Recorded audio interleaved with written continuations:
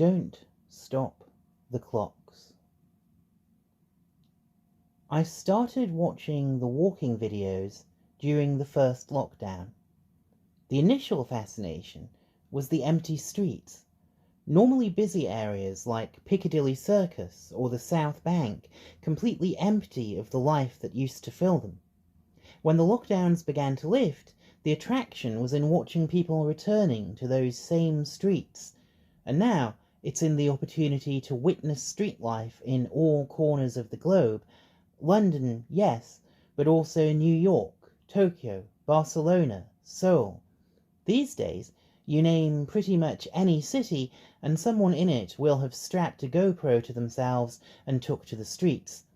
I just tried it for Lagos, Nigeria, and sure enough, yep, someone's done it. Buenos Aires? You got it. Want to walk alongside the Ganges in Varanasi? You can. It isn't just the great world cities either. If you want, you can take a virtual walk around Macclesfield, or Yeovil, or Halifax, whether in Yorkshire or Nova Scotia. You can even have a look around my manor in Newcastle upon Tyne, if you like. Why, today, of all days, am I writing about the walking videos? Well, partly because it seemed appropriate given Saturday's entry on my blog, Wrestling Emily Dickinson, which concerned a video someone had taken walking part of the length of the queue, which snaked from Westminster Hall all the way to Southwark. And partly because these videos tell us a truth about city life which we won't see in footage on the News of London today, with the normal business of city life stilled this time not because of a virus that threatens all humanity, but in order to corset the grief of a single absurdly powerful family, the normally active, milling crowds replaced with a passive audience watching a single coffin be escorted to Westminster Abbey. And I don't use the word corset lightly. One of the most heartening things about watching someone walk part of the length of the queue on Saturday was watching as it got away from the display of roided-up security theatre in Westminster and started snaking along the opposite side of the river, where all the usual overpriced bars and allegedly artisanal food trucks were still hawking their wares, and where people outside of the queue were enjoying the riverside as they would on any other sunny summer night on the South Bank. And that is one of the lessons about grief I learned from having to watch all the Jubilee celebrations going on while I was mourning the death of my mother back in May. It's what every normal person who grieves has to deal with. The outsized popularity of Auden's Funeral Blues is owed mostly to its inclusion in Four Weddings and a Funeral, but there is a reason Richard Curtis chose it for that film. Nothing is more human than the urge to stop the world from turning in our grief. That urge is understandable, but it is also right and proper that the world frustrates the urge. Life does go on.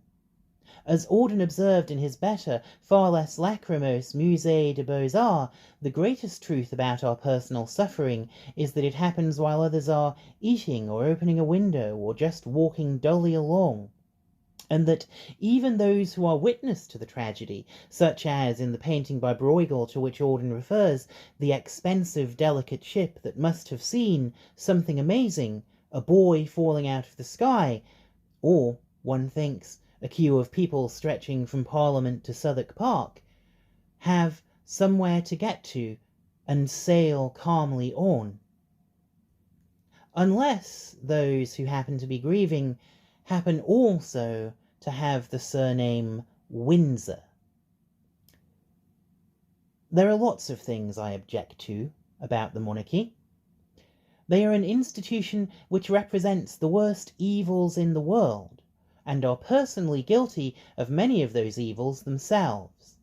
They are the beneficiaries of privilege, private law in its most literal sense, Elizabeth Windsor interfered in over 1,000 laws to prevent them affecting her via the Queen's consent process.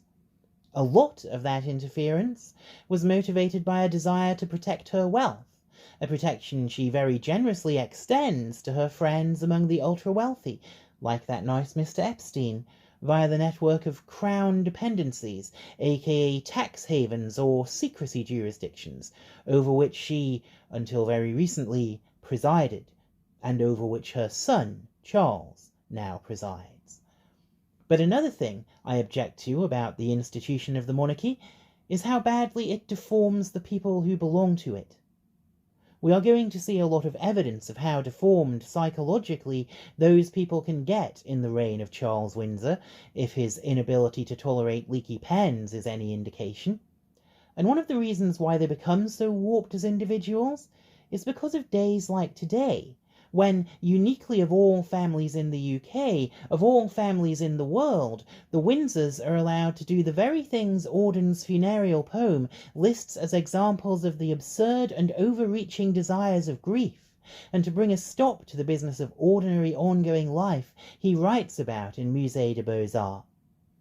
The traffic policemen may not quite wear black cotton gloves, but they are out in force on the streets of the capital today, along with members of every branch of the armed services and, no doubt, many plainclothes SIS operatives, all acting in concert to ensure no peal of mocking laughter or cry of accusation is allowed to spoil the officially mandated national mood. The shops are shut, with a few noble exceptions. I shan't name the branch of Subway which was my only option this morning, for fear of sending royalist reprisals their way, but I am pathetically grateful, in the way only a fat person in receipt of a greasy breakfast can be, that they chose to stay open. Roads are closed, and radio stations are strictly adhering to the two mandated playlists of Mood 1, Sad Music, and Mood 2, Saddest Music.